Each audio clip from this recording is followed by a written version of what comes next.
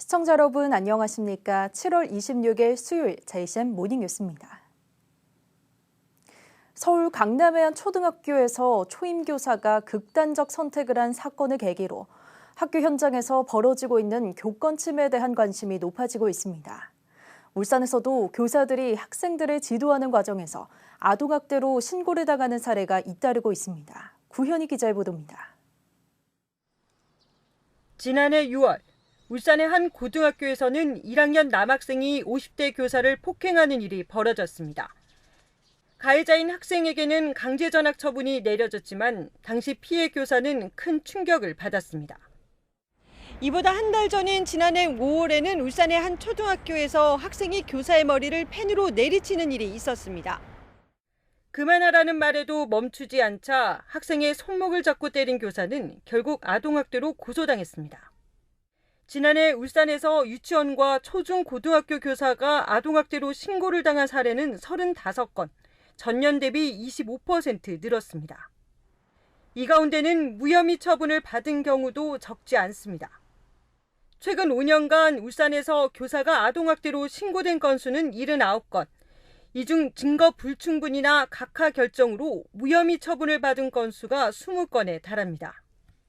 수업 시간에 떠드는 학생을 다른 학생들 앞에 세워놓고 야단을 쳤다 아동학대로 고소당한 한 교사는 법정까지 가서야 무죄를 받았습니다.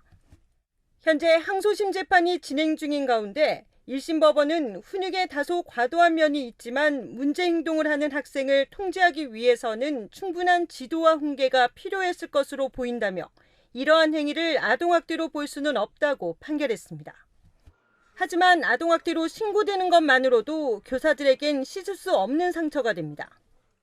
혐의가 없고 무죄를 하더라도 아동학대로 신고당해보면 그 자체가 굉장히 교사 입장에서 모욕적이거든요. 교사를 계속해야 되나 그런 생각도 들고 어렵고 그래요. 최근 5년간 교사 4명 중 1명가량이 교권 침해로 정신과 치료까지 받은 것으로 나타났습니다. 교사들은 존경까지는 아니더라도 교사가 존중받는 문화와 제도 마련이 시급하다고 말합니다. 교권이 교사 인권이 아니라 교육 권리거든요. 교육받을 수 있는 권리랑 교육할 권리를 침해당하는 거라서 교권이 교사 인권을 의미하는 건 아니라고 생각해 주시고 좀 많이 관심을 가져주시면 좋을 것 같아요. JCN 뉴스 구현입니다. 울산교육정책연구소는 어제 교육연구정보원 박상진 홀에서 올해 제3회 정책 세미나를 열고 최근 사회 문제로 대두되고 있는 교권 침해와 관련해 교원 치유센터를 적극적으로 활용해야 한다는 데 뜻을 모았습니다. 이번 세미나에서는 교원 치유 지원 담당 교원과 교육 전문 직원 등이 참석한 가운데 교원들의 스트레스와 부담을 덜고 건강한 근무 환경을 조성하기 위해 울산교원치유센터가 해야 할 바람직한 운영 방안 등을 모색했습니다. 특히 광주와 부산 울산교육청의 관련 센터 운영 사례 발표를 통해 교육 현장의 실태와 문제점 등을 공유하고 교원치유센터에 대한 적극적인 프로그램 개발 등 보다 심도 있는 발전적 운영 방안을 찾아야 한다는 데 뜻을 같이 했습니다. 국민의힘이 집중호우로 피해를 입은 지역에 조속한 일상으로의 복귀를 위해 지난 21일부터 28일까지를 전당원 봉사주간으로 지정함에 따라 울산 출신 국회의원들과 지역 당원들도 수해 현장을 찾아 봉사활동에 나서고 있습니다. 김기현 당대표를 비롯한 이채익, 박성민, 권명호, 서범수 의원과 당직자, 보좌진 그리고 당원들은 지난 24일은 청주 오송 지역 수해 피해 지역을 찾아 봉사활동을 펼쳤습니다. 어제는 김기현 당대표와 국민의힘 중구 당협위원장인 박성민 의원을 포함한 중구 당협 소속 지방의원과 김기환 의장, 핵심 당직자 50여 명의 전북 익산으로 장소를 옮겨 수해 복구 활동을 이어갔습니다. 김기현 국민의힘 당대표는 지난 22일 울산 남구을 당협사무소에서 서동욱 남구청장과 주요 현안 사업의 국비 확보를 위한 정책간담회를 개최했습니다. 이날 간담회에서는 장생포 고래마을 관광 명소화 등 남부권 광역관광 개발 사업과 여천천의 지역 맞춤형 통합하천 사업 등 두 건이 중점 논의됐습니다. 김기현 당대표는 정책 간담회에서 논의된 현안 사업들이 원활히 추진될 수 있도록 관계부처와 면밀히 협조해 국비 확보에 적극 노력하겠다고 말했습니다. 동남지방통계청이 동남권 기혼남녀를 대상으로 최근 10년간 배우자와 자녀, 배우자의 부모 등 가족관계 만족도를 조사한 결과 남편이 아내보다 만족도가 높은 것으로 나타났습니다. 특히 울산 지역 기혼 남성들은 가족관계 만족도 순위에서 배우자를 가장 높게 꼽아 자녀를 높게 꼽은 동남권 다른 지역과 다른 양상을 보였습니다. 또 남녀 모두 소득과 학력이 높을수록 가사를 공평하게 분담할수록 가족관계 만족도가 높은 것으로 나타났습니다. 장맛비가 점차 수그러들면서 본격적인 무더위와 함께 여름 휴가철도 시작됐습니다. 울산시는 휴가철에 유동인구가 크게 늘어날 것으로 예상되면서 어제부터 특별교통 대책기간 운영에 들어갔습니다. 박용훈 기자가 보도합니다. 빗줄기가 점차 약해지면서 본격적인 무더위와 함께 여름 휴가철이 시작됐습니다. 국토부와 한국교통연구원이 국민 만여 명을 대상으로 실시한 올해 하계휴가 통행실태 조사 결과 휴가 출발 예정일로 7월 29일에서 8월 4일이 19.3%로 가장 큰 비중을 차지했습니다. 이른바 성수기라고 불리는 7말 8초 기간입니다. 울산 지역 기업체 휴가도 7월 말부터 8월 초에 집중돼 있어 기업체 직원 수만 명을 포함해 이 기간 주요 피서지별로 유동인구가 많을 것으로 예상됩니다. 휴가철 유동인구가 느는 것에 대비해 국토부와 해수부가 특별 교통대책을 시행하는 가운데 울산시도 25일부터 다음 달 15일까지 22일간 특별 교통대책 운영에 들어갔습니다. 이 기간 부울경 지역에서는 하루 평균 차량 85만 7천여 대가 이동할 것으로 예상됩니다. 지난해보다 4.2% 늘어난 규모입니다. 특히 울산 베네골은 지난해 휴가철 교통량이 평시 대비 215%가량 증가한 만큼 휴가철 교통량이 급증할 것으로 예상되고 있습니다. 울산시는 특별 교통대책 기간 동안 광역교통과 시내버스 등 수송 능력을 증강할 방침입니다. SR7을 12칸, 702석을 정편을 했고요. 그리고 주요 피서지는 시내버스 12개 노선을 정차를 했습니다. 그리고 심야 도착 승객을 위해서 막차 시간과 맞춰서 시내버스를 편성했습니다. 또 최근 코로나19 환자가 다시 증가하고 있는 만큼 시내버스 이용 혼잡 시간대 마스크 착용을 권고하고 차고지와 버스의 수시환기와 방역 소독을 실시할 계획입니다. 일산해수욕장과 주점 몽돌해변 등 주요 피서지에는 교통정리반과 주정차 단속반을 운영해 탄력적 교통관리에 나설 방침입니다. JCN 뉴스 박영훈입니다. 울산 동부도서관은 어제부터 다음 달 4일까지 동구 일사대수욕장 관광안내센터에서 바다도서관을 운영합니다. 동부도서관은 지난 2002년 해변문고를 시작으로 22년째 바다도서관을 운영하고 있습니다. 올해 바다도서관에서는 다양한 분야의 도서를 비롯해 휴가지 추천 도서 목록을 선별해 제공하고 완전한 휴식 속으로 풍덩이라는 주제로 매일 오전 10시부터 오후 5시까지 운영합니다. 울산시가 공중화장실에 수돗물과 전기 등 시설물 무단 사용 행위를 금지하는 내용을 담은 국은 조례 개정을 검토하고 있습니다. 울산시는 최근 울산시의회 공진혁 의원이 공중화장실 수돗물을 캠핑카에 실어가는 행위를 막기 위한 울산시의 대책이 있는지를 묻는 서면 질문에 대한 답변에서 이같이 설명했습니다. 시는 최근 1년간 공중화장실 수돗물을 캠핑카에 실어가는 행위로 접수된 민원은 북구 2건, 동구 1건 등 3건이며 캠핑카 이용객 증가에 따라 성숙한 공중화장실 이용 문화 정착을 위한 관련 조례 개정을 검토하고 있다고 밝혔습니다. 울산시의회 안수일 의원은 울산시에 대한 서면 질문을 통해 남구 학성중고등학교 뒷길이 극심한 교통정체가 발생하고 있어 도로 개선이 절실하다고 주장했습니다. 안 의원은 학성중고 뒷길은 출퇴근과 등하교 시간이 겹치면 좁은 도로에 문수로 우회 차량과 보행자까지 뒤섞여 극심한 정체가 생기고 등하교길 학생 보행 안전도 크게 위협받고 있다며 개선책 마련을 주문했습니다. 안 의원은 특히 이 같은 문제를 진단하기 위해 지난 2021년 도로구조 개선 타당성 용역이 실시됐지만 후속 움직임이 없다면서 도로 확장 계획 등 울산시의 적극적인 개선책을 요구했습니다. 울산시는 올해 상반기 동안 계약 심사를 통해 모두 170건, 51억 원의 예산을 절감했다고 밝혔습니다. 심사 대상은 총 338건, 사업비 1,335억 원으로 절감 예산 51억 원은 전체 심사 예산의 3.8%에 달하는 것입니다. 주요 절감 사례로는 소리체험과 재구조화공사 1억 5,800여만 원, 덕화시장에서 석유화학단지 간 도로개설공사 3억 8천만 원, 학성교 이용 개선을 위한 엘리베이터 설치 사업 2억 1천만 원 등입니다. 다음은 이슈인 뉴스 시간입니다. 오늘은 국민의힘 울산시당 위원장에 선임된 이채익 의원을 만나 얘기 나눠봤습니다.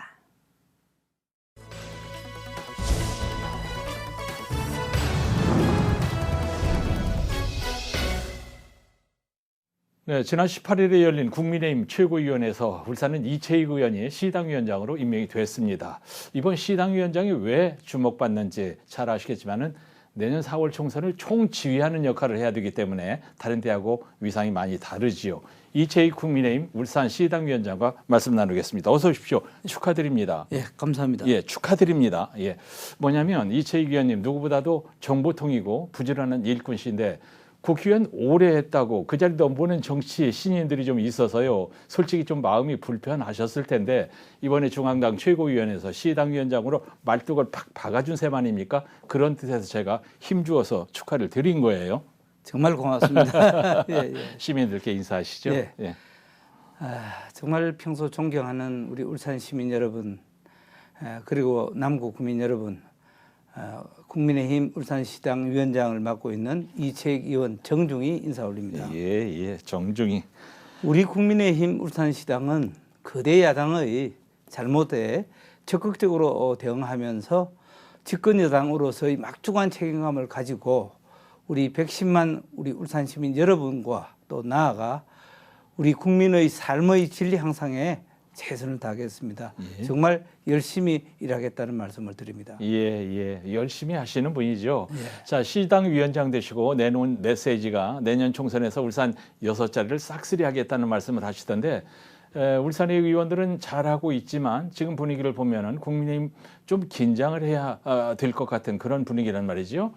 이채익 위원장이 생각하는 내년 총선 필승 전략은 이거 비밀로 해야 되는데 말씀하실 수 있는 큰 그림만 좀 말씀을 해 주시죠. 예. 정말 22대 총선은 우리 윤석열 정부의 성공을 또 가름하고 예. 국정 운영의 동력을 얻기 위해서는 내년 총선이 너무너무 중요합니다.